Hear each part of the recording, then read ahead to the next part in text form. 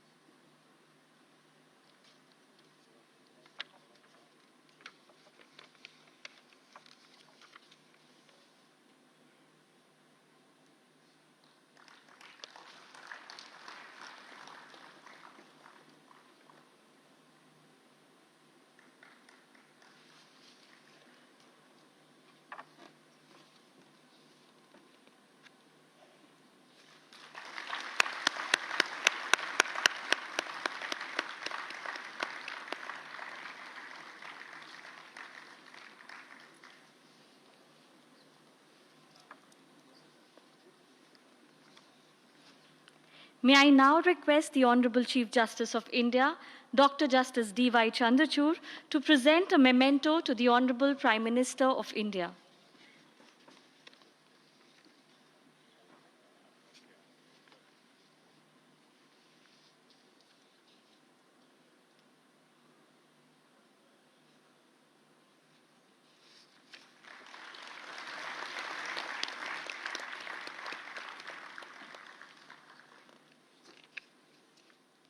On a special occasion such as this, the Supreme Court of India would also like to present a special green gift to our very special and esteemed guest.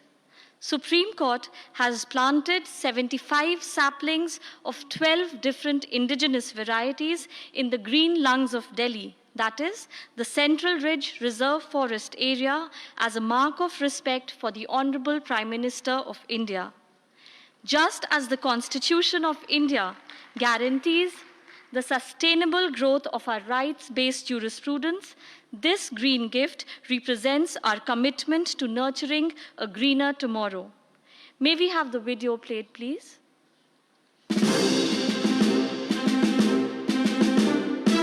On the occasion of the 75th year of the Supreme Court of India, 75 saplings of 12 diverse species are planted in New Delhi's Central Ridge of Reserve Forest.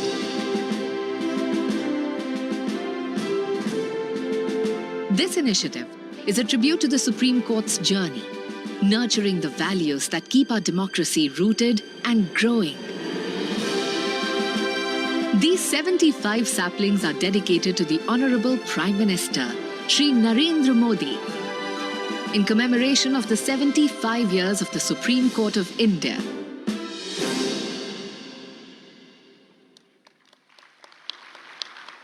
May I now request the Honorable Chief Justice of India, Dr. Justice D.Y. Chandrachud, to present a framed photo of this green token of gratitude to the Honorable Prime Minister.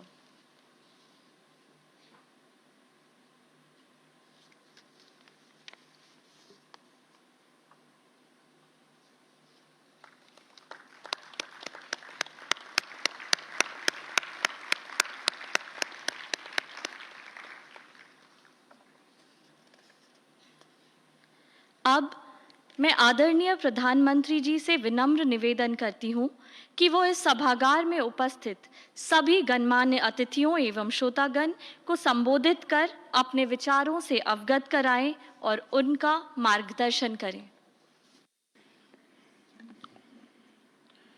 कार्यक्रम में उपस्थित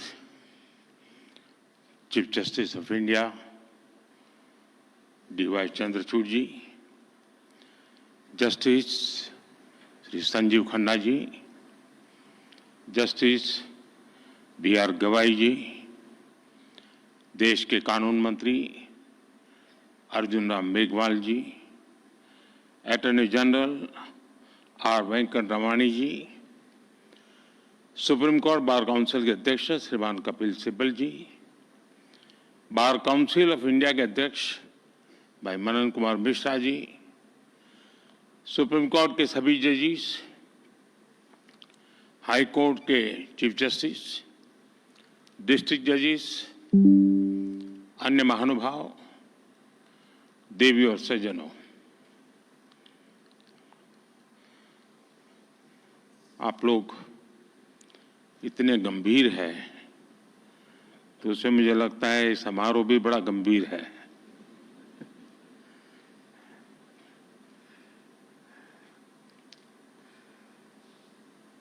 कुछ ही दिन पहले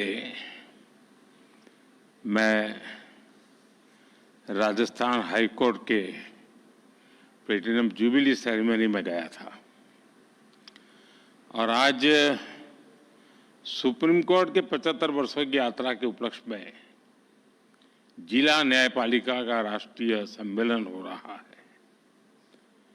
supreme court के 75 वर्ष ये केवल एक संस्था की यात्रा नहीं है, ये यात्रा है भारत के संविधान और संवैधानिक मूल्यों की। ये यात्रा है एक लोकतंत्र के रूप में भारत के और परिपक्व होने की। और इस यात्रा में हमारे संविधान निर्माताओं का, न्यायपालिका के अनेकों मनुष्यों तक का योगदान बहुत महत्वपूर्ण रहा है। इसमें पीढ़ी दर पीढ़ी उन करोड़ों देशवासियों का भी योगदान है जिन्होंने हर परिस्थिति में न्यायपालिका पर अपना भरोसा अडिग रखा है।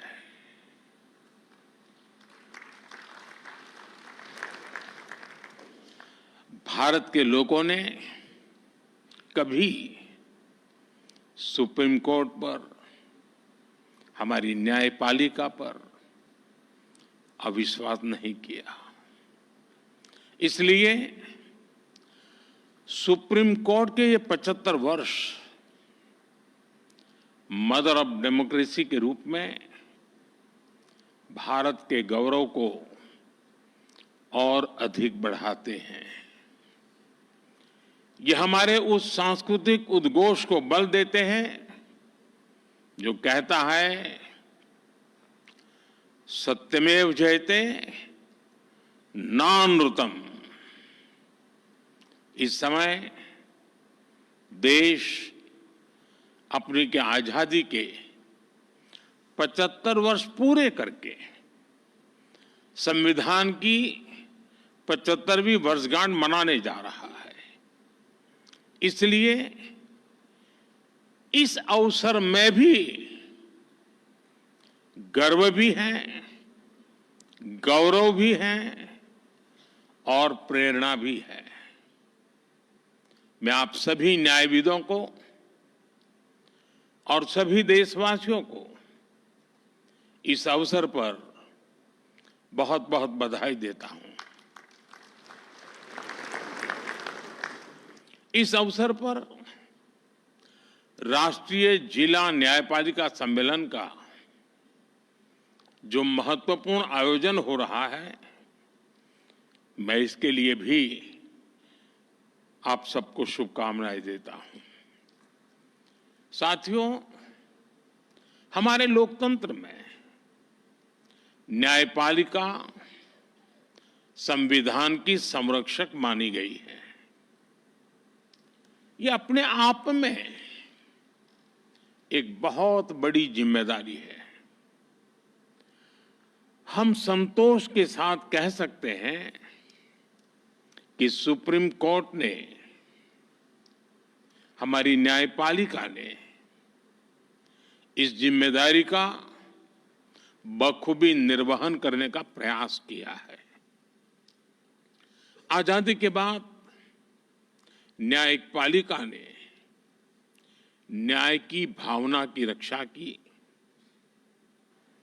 आपातकाल जैसा काला दौर भी आया, तब न्यायपालिका ने संविधान की रक्षा में अहम भूमिका निभाई। मौलिक अधिकारों पर हुए प्रहार तो सुप्रीम कोर्ट ने उनकी रक्षा भी की। और यही नहीं, जब जब देश की सुरक्षा का प्रश्न आया, तब न्यायपालिका ने राष्ट्रहित सर्वोपरि रखकर भारत की एकता की भी रक्षा की है। इन सब उपलब्धियों के बीच मैं इन यादगार 75 वर्षों के लिए आप सभी विद्वज्जनों को बहुत बधाई देता हूं। साथियों, बीते 10 वर्षों में न्याय को सुगम बनाने के लिए देश ने कई प्रयास किए हैं। कोर्ट्स के मॉडर्नाइजेशन के लिए मिशन लेवल पर काम हो रहा है। इसमें सुप्रीम कोर्ट और जुडिशरी के सहयोग की बड़ी भूमिका रही है। आज जिला न्यायपालिका का ये कार्यक्रम भी इसी का एक और उदाहरण है। इसके पहले यहां कई लोगों ने उल्लेख भी किया, सुप्रीम कोर्ट और गुजरात हाई कोर्ट ने मिलकर ऑल इंडिया डिस्ट्रिक्ट कोर्ट जजेस कॉन्फ्रेंस का आयोजन भी किया था। इस तरह के आयोजन ईज ऑफ जस्टिस के लिए बहुत ही जरूरी है। मुझे बताया गया है यहां भी अगले 2 दिनों में कई महत्वपूर्ण मुद्दों पर चर्चा होगी। पेंडिंग केसेस का मैनेजमेंट, ह्यूमन रिसोर्स और लीगल फैटर्निटी की बेहतरी। आपने चर्चा के लिए सभी जरूरी विषय तय किए हैं। मुझे खुशी है कि सबके साथ अगले 2 दिनों में एक सेशन जुडिशियल वेलनेस पर भी रखा गया है। पर्सनल वेलनेस, सोशल वेलबीइंग की सबसे पहली जरूरत है। इससे हमें हमारे वर्क कल्चर में हेल्थ को प्रायोरिटी देने में मदद मिलेगी।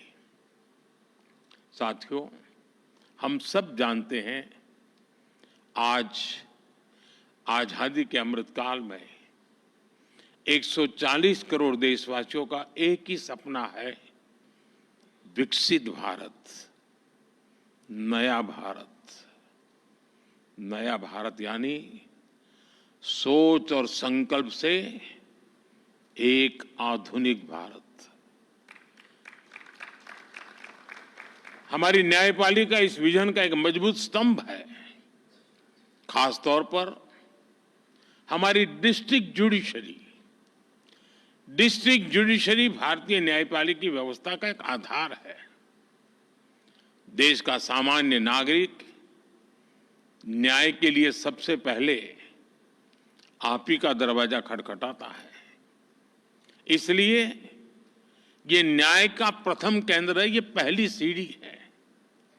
हर तरह से सक्षम और आधुनिक हो, ये देश की प्राथमिकता है।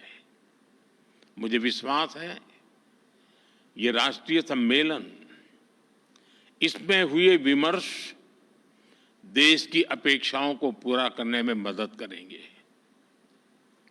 साथियों, किसी भी देश में विकास का अगर कोई सबसे सार्थक पैरामीटर है तो वो है सामान्य मानवीय का जीवन स्तर। सामान्य मानवीय का जीवन स्तर उसकी ईज ऑफ लिविंग से तय होता है और सरल सुगम न्याय ये ईज ऑफ लिविंग की अनिवार्य शर्त है। ये तभी संभव होगा जब हमारी डिस्ट्रिक्ट कोर्ट्स आधुनिक इंफ्रास्ट्रक्चर और टेक्नोलॉजी से लैस होगी। हम सब जानते हैं कि आज डिस्ट्रिक्ट कोर्ट्स में करीब 4.5 करोड़ केसेस पेंडिंग है। न्याय में इस देरी को खत्म करने के लिए बीते 1 दशक में कई स्तर पर काम हुआ है। पिछले 10 वर्षों में देश ने जुडिशियल इंफ्रास्ट्रक्चर के विकास के लिए लगभग 8,000 करोड़ रुपए खर्च किए हैं। आपको एक और तथ्य जानकर खुशी होगी, पिछले 25 साल में जितनी राशि जुडिशियल इंफ्रास्ट्रक्चर पर खर्च की गई, उसका 75% पिछले 10 वर्षों में ही हुआ है।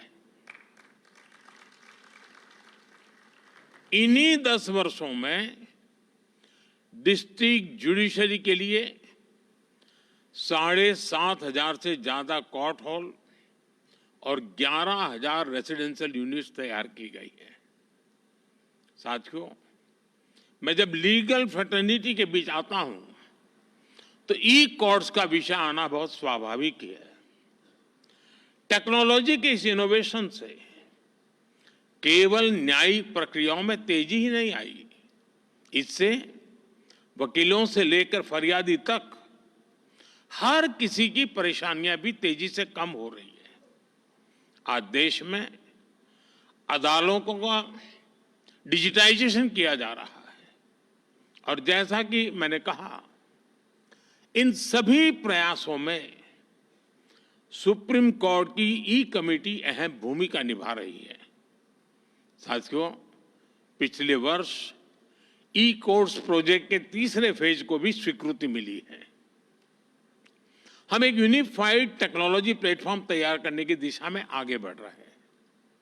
इसके तहत artificial intelligence, optical character recognition जैसी उभरती हुई टेक्नोलॉजी का इस्तेमाल होगा। हम पेंडिंग केसेस का एनालिसिस कर सकेंगे, भविष्य के मुकदमों का भी अनुमान लगा सकेंगे।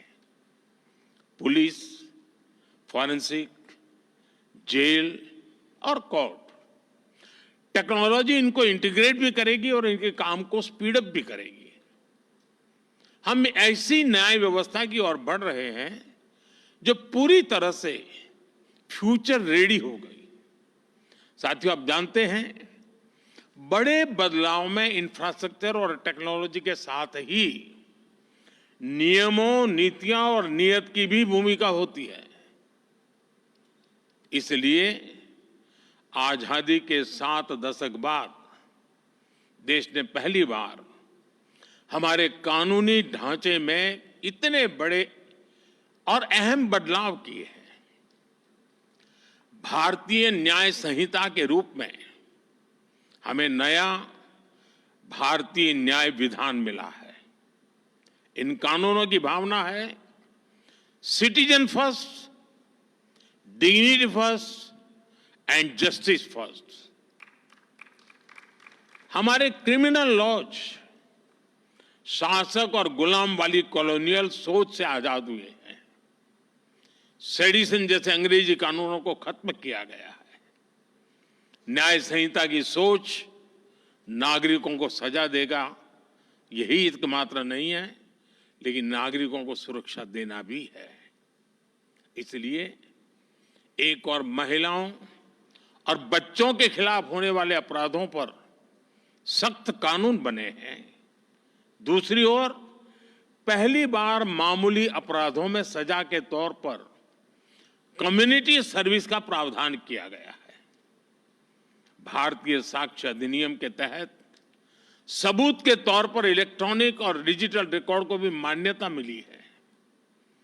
भारतीय नागरिक सुरक्षा संहिता के तहत इलेक्ट्रॉनिक मोड में समन भेजने की व्यवस्था बनाई गई है।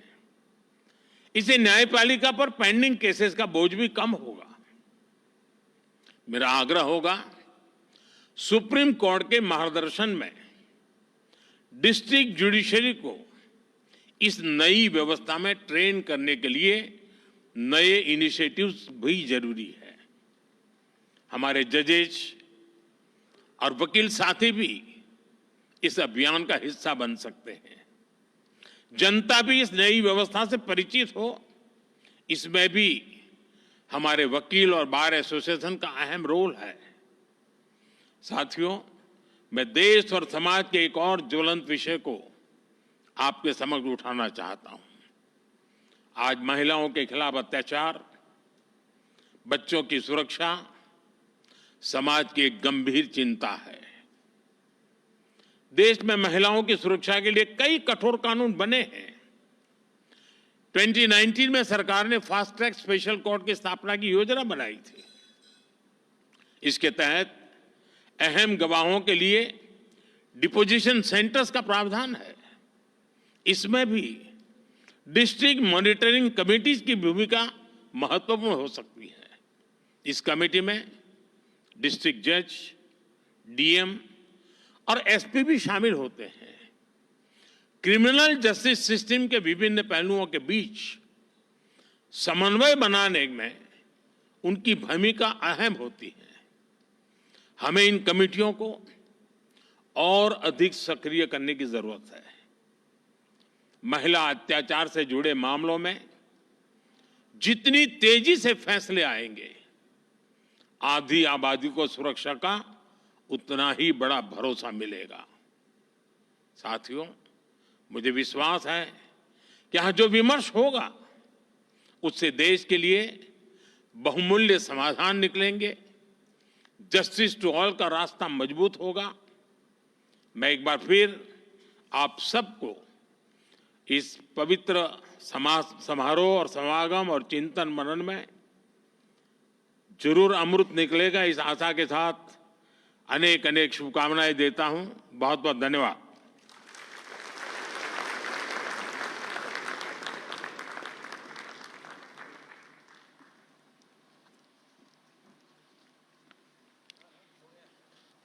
आदरणीय प्रधानमंत्री जी, आपके प्रेरणादायी उद्बोधन के लिए धन्यवाद। आपके दिशा निर्देश और मार्गदर्शन से हमें न्याय में के क्षेत्र में नए आयाम मिलेंगे और हमारे प्रयासों को बल मिलेगा। With this,